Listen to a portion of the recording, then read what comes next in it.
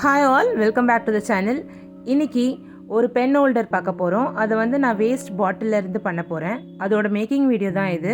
வீடியோக்குள்ளே போகலாமா? So first இதுக்கு நான் ஒரு வேஸ்ட் வேனிஷ் பாட்டில் எடுத்திருக்கேன்.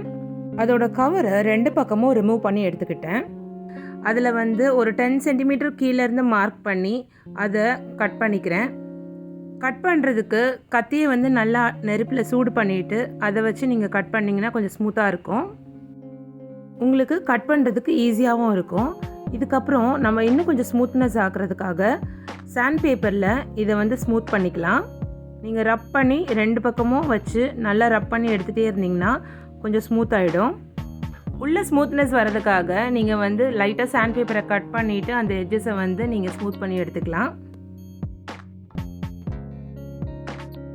நான் இதில் கீழே ஒரு மஷ்ரூம் டிசைன் பண்ண போகிறேன்.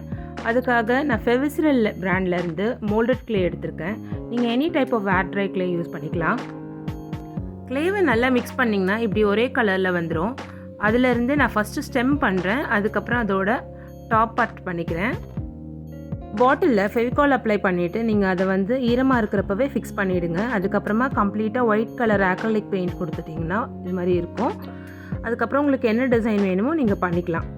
ஸோ ஃபைனலி நான் கொஞ்சம் க்ளவுட்ஸ் அண்ட் கிராஸ் போட்டு இது மாதிரி பெயிண்ட் பண்ணி முடிச்சிட்டேன். இந்த வீடியோ உங்களுக்கு பிடிச்சிருந்தால் லைக் அண்ட் கமெண்ட் பண்ணுங்கள். சேனலுக்கு சப்ஸ்கிரைப் பண்ணிக்கோங்க for more such updates. Thank you all.